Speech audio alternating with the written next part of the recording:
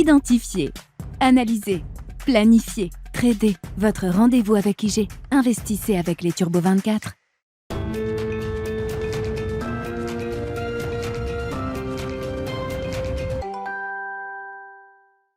Bienvenue dans Smart Bourse, votre double dose quotidienne de marché en direct sur Bismart. Chaque jour à la mi-journée, 12h30, 13h. Et en fin d'après-midi, la grande édition pendant 1 heure à partir de 17h en direct, rediffusée à 20h sur Bismart TV. Émission que vous retrouvez chaque jour en replay sur bismart.fr et en podcast sur l'ensemble de vos plateformes. Au sommaire de cette édition de la mi-journée, un début de consolidation peut-être pour les marchés actions qui ne montent plus en Europe depuis quelques séances maintenant. Les indices plafonnent après un rallye d'automne qui reste spectaculaire. Certains indices, comme le CAC 40, ont progressé pendant 9 semaines consécutives jusqu'à 7 semaines. Et effectivement, les indices manquent désormais un peu de potentiel, peut-être à court terme, il faut le noter, avec des petites baisses enregistrées pour les indices européens à mi-séance. Mais un CAC 40 qui tourne toujours autour des 6700 points actuellement. Voilà pour la tendance du jour sur les marchés. Une tendance relativement calme qui nous permettra, comme chaque fin d'année, de partir sur quelques éléments prospectifs, on va le dire comme ça, pour l'année suivante, 2023, et peut-être même au-delà, sous l'angle notamment de la Réserve fédérale américaine, après une année 2022 historique en matière de choc monétaire infligé aux États-Unis, quasiment 400 points de base de hausse de taux cumulés depuis le mois de mars pour la Réserve fédérale américaine. Notez bien que cette partie-là était peut-être la partie la plus facile pour la Fed et que 2023 s'annonce comme une partie beaucoup plus serrée peut-être pour les banquiers centraux américains. Nous en discuterons avec Bastien Dreux, responsable de la macro-stratégie thématique de CPR Asset Management, qui sera avec nous par téléphone dans quelques instants. Et puis c'est un quart d'heure américain exceptionnel qu'on vous propose aujourd'hui dans Smart Bourse. Exceptionnel parce que ce quart d'heure américain, vous en avez peut-être l'habitude désormais, c'est notre rendez-vous chaque semaine avec notre correspondant américain, Pierre-Yves Dugas. Ce quart d'heure américain se tient généralement le lundi à 17h45 en direct. Il aura lieu dans cette édition de la mi-journée ce mardi dans quelques minutes avec Pierre-Yves Dugas évidemment, et toujours cette même promesse. Pierre-Yves nous propose son décryptage de l'actualité vue des États-Unis. Pierre-Yves Dugas qui reviendra pour nous sur les résultats obtenus ou non par Emmanuel Macron après sa visite d'État aux États-Unis en fin de semaine dernière.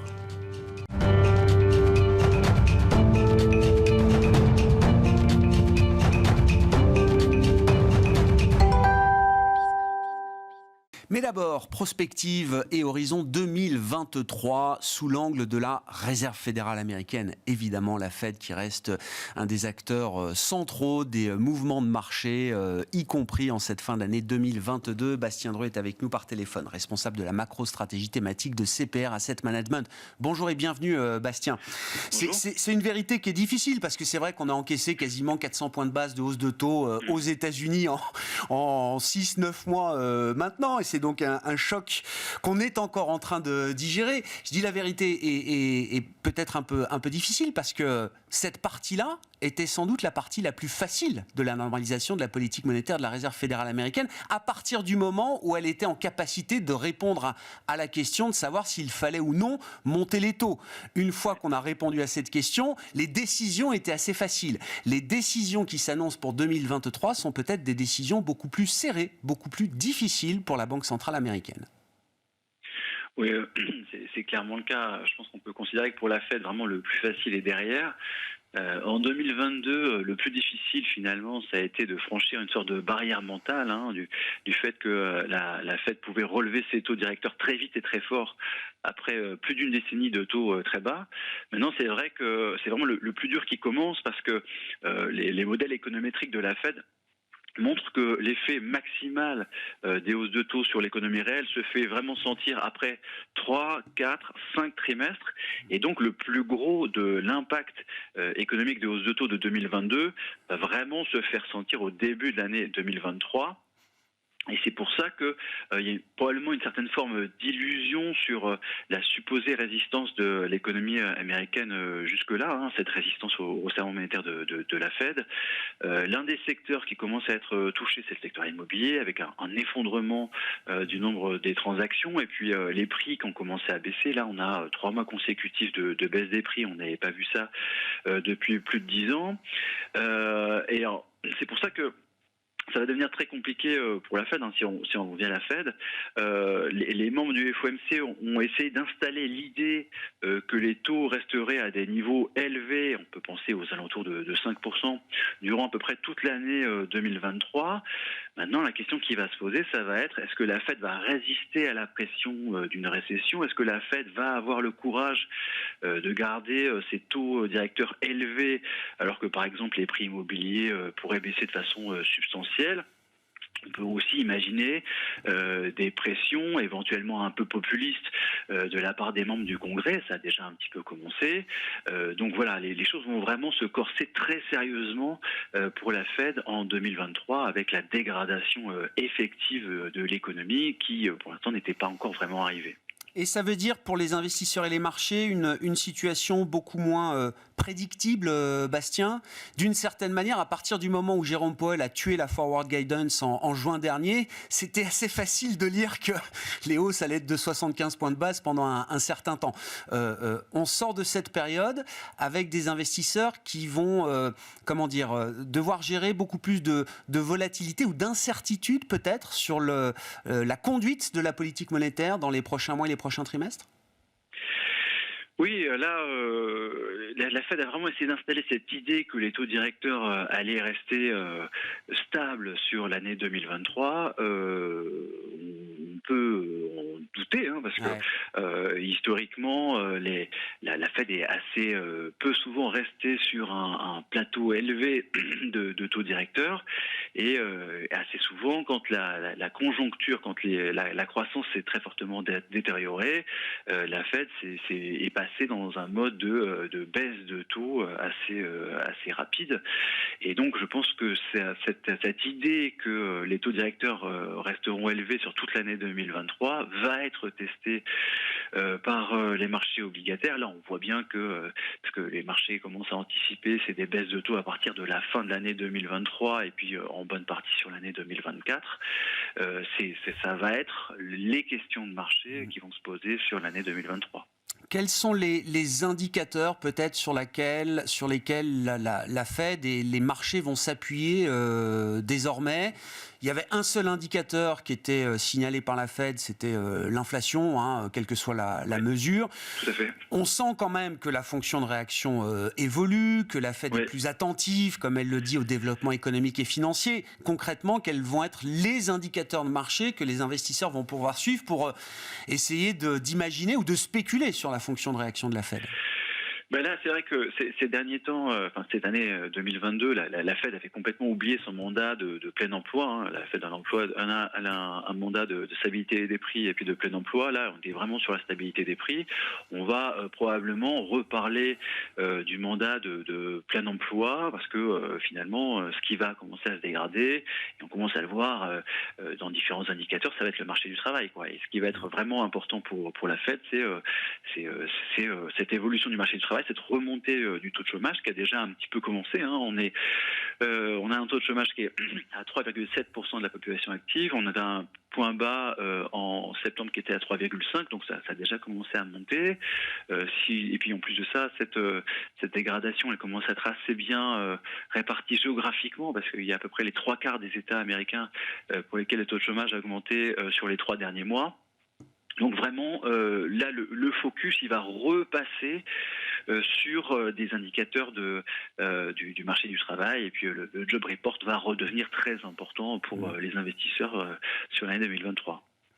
Si on élargit un petit peu le spectre, Bastien, et qu'on se projette au-delà de 2023, alors peut-être qu'on va un peu vite en besogne, et c'est vrai que 2023 est une année avec encore beaucoup d'incertitudes, mais on peut voir 2023 comme une année de normalisation après notamment 3 ans de chocs successifs historiques, normalisation du choc inflationniste dans les économies développées, américaines, européennes, on l'espère, normalisation sanitaire en Chine peut-être, et il semble que le pivot sanitaire en Chine ait déjà commencé, normalisation géopolitique, on verra ce qu'il advient du conflit entre la Russie et l'Ukraine dans les prochains mois, Bastien.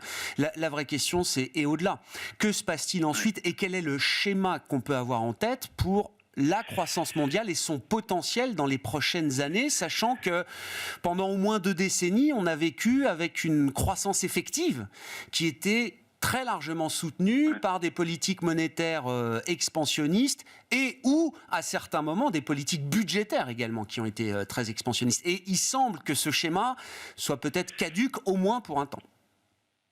Oui, alors sur 2023-2024, c'est évidemment une question très compliquée, on peut avoir que des éléments de réponse, mais il y a quand même quelques éléments à prendre en compte. Déjà, si on regarde les prévisions de croissance mondiale de l'OCDE qui viennent d'être publiées pour 2023 et 2024, on est sur du 2,2% de croissance mondiale en 2023 et 2,7% en 2024.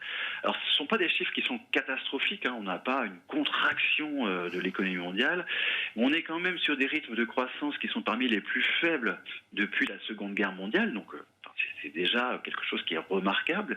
Et après, si on regarde le détail des grandes zones, le choc va être particulièrement fort pour les pays européens à cause de la crise énergétique, le choc va être fort aux États-Unis à cause du très fort resserrement monétaire dont on parlait tout à l'heure, et pour la Chine, elle va continuer à gérer les conséquences du gros coup de frein sur son marché immobilier. Donc les principales zones économiques sont atteintes pour une raison ou pour une autre au moins sur ces 2 années qui arrivent.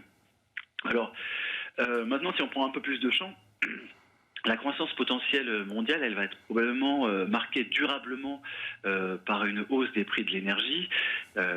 Si on regarde le précédent, entre guillemets, des années 70, dans les années 70, les chocs pétroliers avaient marqué un vrai point d'inflexion en termes de croissance mondiale. Si on regarde la croissance mondiale moyenne sur les années 70, c'était du 4,5. Sur les années 80, on avait du 3% de croissance mondiale. Donc il y a eu vraiment un décrochage du rythme de croissance mondiale à partir des chocs pétroliers donc des années 70. Et je pense il y a quand même pas mal de chances qu'on assiste à peu près à la même chose sur les années qui arrivent, parce que je pense que tout le monde a en tête que les prix de l'énergie vont être plus élevés sur les années qui arrivent. Un autre point qui est important, c'est la décélération de la Chine. Il y a des problèmes avec le secteur immobilier, mais c'est aussi un pays qui fait face à un défi démographique assez fort, avec un pays qui vieillit très vite. Si on suit les projections de l'ONU, les projections démographiques de l'ONU sur les 10 prochaines années, donc en projection médiane, la population de la Chine devrait baisser de 15 millions d'habitants. Donc c'est quand même quelque chose qui est très important. Et là, il faut quand même avoir en tête que c'est la Chine qui a vraiment été le moteur de l'économie mondiale, on va dire, sur les 20 dernières années. Et la Chine a représenté, on va dire, un tiers de la croissance mondiale sur les 2 dernières décennies. Donc, avec cette locomotive qui va croître un peu moins rapidement, on va un peu mécaniquement avoir une croissance mondiale qui va être là aussi probablement un peu plus faible. Maintenant, il faut aussi prendre en compte qu'il va très, très probablement y avoir de nouveaux grands cycles d'investissement publics et privés d'ailleurs. Dans, par exemple, la transition énergétique, mais aussi probablement dans tout ce qui va toucher à l'indépendance des États. On peut penser à l'indépendance énergétique, l'indépendance des approvisionnements, on peut penser à l'indépendance en termes de sécurité, en termes de la santé. Donc il y a de nouveaux grands cycles d'investissement qui vont se mettre en place probablement dans les pays développés. Mais là, la question qui va aussi se poser, ça sera la question du financement, et parce que les marges de manœuvre budgétaires sont quand même finalement relativement limitées. On a des ratios d'aide sur PIB qui sont assez élevés dans les pays développés, et puis avec des conditions de financement qui se sont quand même un petit peu dégradées sur l'année 2022, avec des taux directeurs des banques centrales qui ont pas mal remonté, des charges de la dette qui ont pas mal remonté, et il va y avoir vraisemblablement des choix difficiles à faire de la part des gouvernements. Et donc forcément, il faut travailler, quand on réfléchit à cette question de la croissance potentielle demain pour le monde, il faut travailler forcément avec des hypothèses un peu négatives, on va le dire comme ça, Bastien ? Mais là, on a quand même un grand choc démographique, un grand choc énergétique qui vont faire que cette croissance mondiale devrait être un peu plus faible. Après, ce que je disais tout à l'heure, c'est qu'il peut y avoir des nouveaux grands cycles d'investissement dans certains secteurs. Qui permettent de reconstruire quand même du potentiel de croissance. Exactement, oui, mais il faudra se dégager des capacités de financement pour financer ces grands cycles d'investissement. Donc ce sont des choses qui sont faisables, mais il y aura certainement des choix difficiles à faire. Et puis après, il y a aussi la question de l'éventuelle émergence, par exemple, de l'Inde, qui va devenir dès cette année la première population mondiale, qui va dépasser la Chine. Donc il y a encore une croissance de la population qui est très forte. Et donc, on peut imaginer que l'Inde devienne progressivement, et donc il y a beaucoup de problèmes structurels, mais on peut imaginer que l'Inde devienne progressivement un moteur de l'économie mondiale sur les années qui arrivent. Bon, ça reste excitant quand même. On a hâte il va se passer beaucoup de choses. On a hâte de savoir exactement. Voilà, il se passera beaucoup de choses, ça c'est sûr. On verra effectivement ce qu'il en advient et ça prendra un peu de temps pour y voir sans doute un peu plus clair quand on réfléchit sur ces tendances de long terme évidemment. Merci beaucoup Bastien. Merci pour cet éclairage prospectif. Bastien Dreux, responsable de la macro-stratégie thématique de CPR Asset Management, avec nous par téléphone.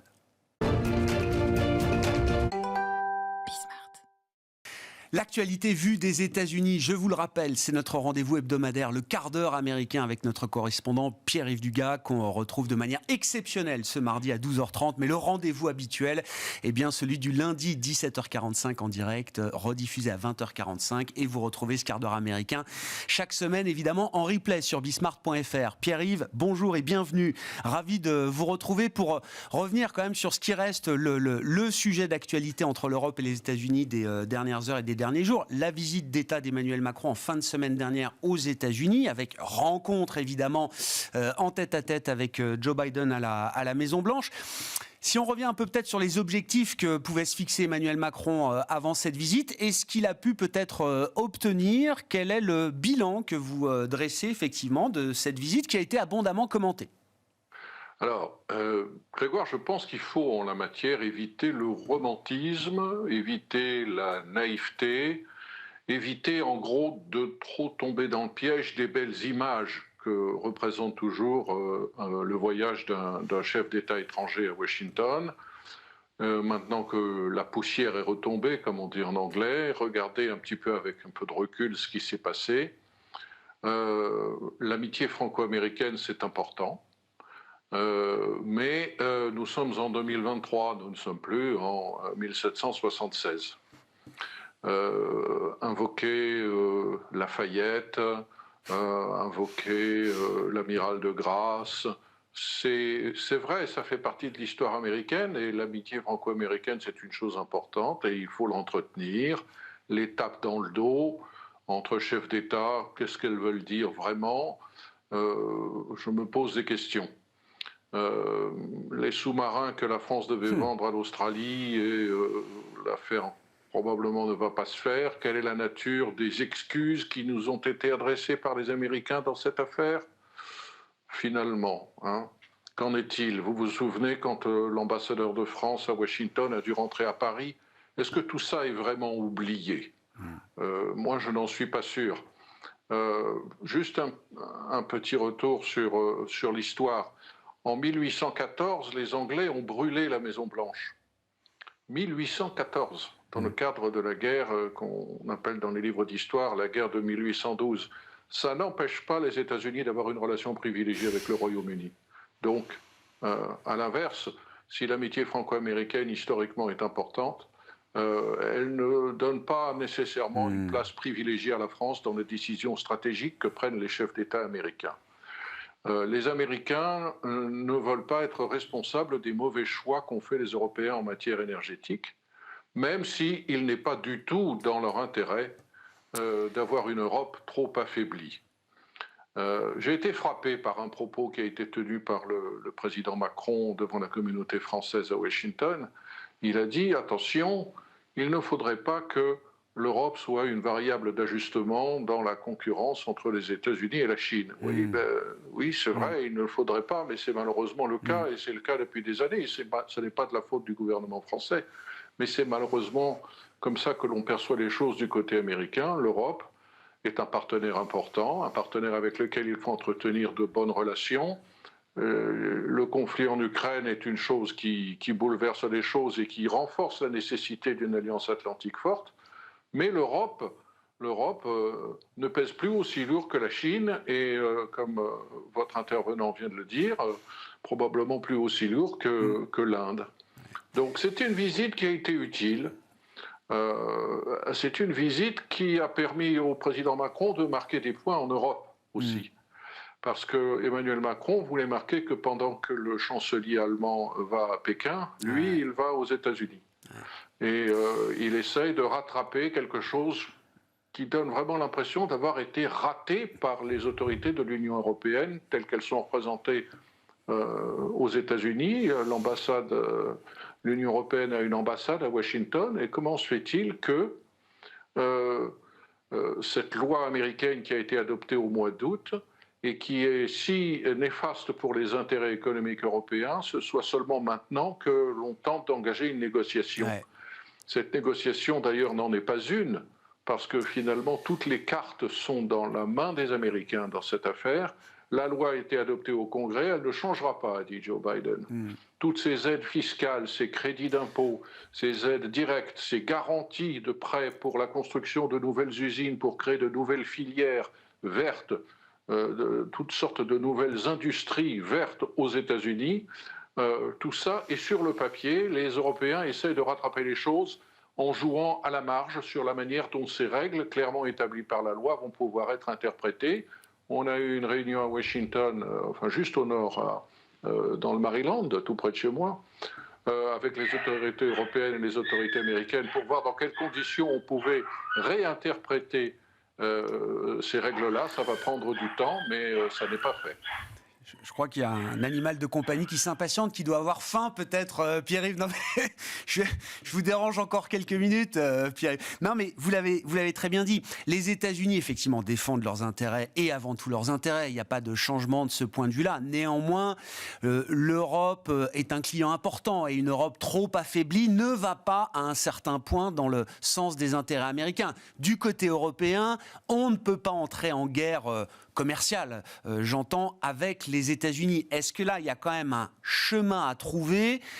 L'idée d'un compromis qui permettrait peut-être aux Européens et à des industries européennes de profiter également de ce qui se passe aux États-Unis. On a beaucoup parlé du segment dédié à la voiture électrique dans le plan de réduction de l'inflation tel qu'il est prévu aux États-Unis. Les Européens sont quand même des gros producteurs d'automobiles et beaucoup de grands constructeurs européens ont des implantations industrielles importantes aux États-Unis.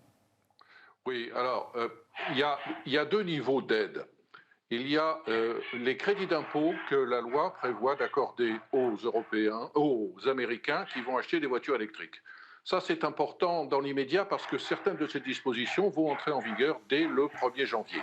Mais il y a quelque chose de beaucoup plus grave qui a été bien résumé d'ailleurs par un lobbyiste canadien qui parle de véritable aspirateur de l'investissement en matière d'énergie verte par les États-Unis, qui a été mis en place pour une longue période de 10 ans et qui concerne cette fois-ci les aides que le fisc américain, sous toutes sortes de manières, va apporter à des industriels qui vont s'implanter aux États-Unis pour faire de l'économie verte, pour faire de nouvelles batteries. Prenons l'exemple très concret de General Motors qui s'est allié avec le coréen LG. General Motors va bénéficier pour la construction de 3 usines de batteries d'une garantie de prêt de 2,5 milliards de dollars pour la construction de ces 3 usines. Qu'est-ce que ça veut dire ? Ça veut dire que General Motors estime que le prix de production de ces batteries, qui sont l'élément essentiel des véhicules électriques, va baisser de 30 à 40% grâce à cet investissement et grâce à cette garantie qu'apportera le fisc américain. Qu'est-ce que ça représente concrètement dans 5-6 ans ? C'est entre 3 500 et 5 500 dollars de profit, je dis bien de profit supplémentaire pour General Motors sur le marché de l'automobile électrique. À tel point que Tesla, qui investit massivement en Allemagne pour vendre pour assembler des véhicules et fabriquer des batteries, est en train de se demander s'il ne fallait pas rester au niveau de ces batteries, en tout cas, sur le territoire américain. Et ce problème-là est un problème qui a été, je crois, bien posé par Emmanuel Macron lorsqu'il est allé voir Joe Biden en lui disant « C'est formidable ce que vous faites pour le climat, c'est formidable pour l'économie américaine, mais les règles du jeu sont en train de basculer du côté américain et nous, Européens, nous n'avons pas les moyens de vous faire concurrence et il faut surtout éviter que nous nous lancions dans une course à la subvention. Le problème, c'est que cet appel intervient un an trop tard. Il aurait fallu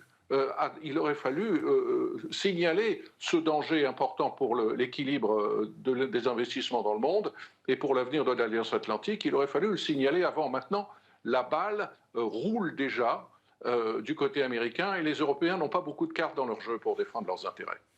Bon, voilà ce qu'on pouvait dire effectivement sur cette rencontre qui a été abondamment commentée, on le disait, Pierre-Yves, et les résultats, hein, l'idée que quand même cette rencontre a pu être utile à certains, sous certains aspects pour Emmanuel Macron et peut-être également pour Joe Biden, imaginons. Un dernier mot peut-être de la Réserve fédérale américaine, Pierre-Yves, on en parlait avec l'intervenant précédent, la dernière réunion de l'année pour la Fed a lieu donc la semaine prochaine, 13 et 14 décembre, avec sans doute ce qui sera le fait marquant, l'idée qu'on ne monte plus les taux de 75 points de base, mais de seulement 50.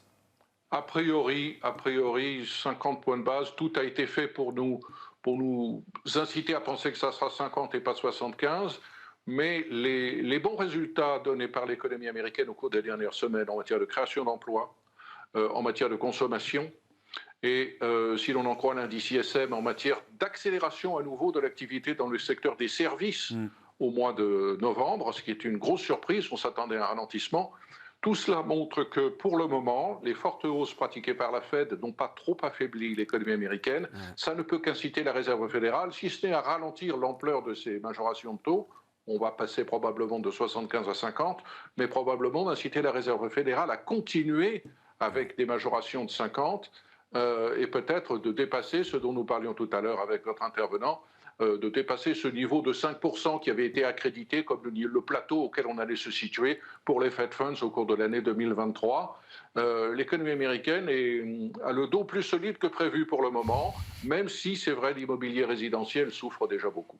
Bon, on suivra ça avec attention. Les dernières grandes réunions de Banque centrale auront lieu dans les prochains jours avec la Fed la semaine prochaine, 13 et 14 décembre, suivi le lendemain de la réunion de la Banque centrale européenne le 15 décembre. Merci beaucoup Pierre-Yves. Pierre-Yves Dugas, correspondant américain, avec nous chaque semaine le lundi, normalement à 17h45 en direct, rediffusé à 20h45 et ce quart d'heure américain a été décalé exceptionnellement à ce mardi 12h45 dans Smart Bourse. De toute façon, le replay sera disponible d'ici quelques heures à peine sur la plateforme bismart.fr. Pierre-Yves Dugas, correspondant américain qui était avec nous en visioconférence. Voilà pour cette édition Smart Bourse de la mi-journée. On se retrouve à 17h en direct sur Bismart.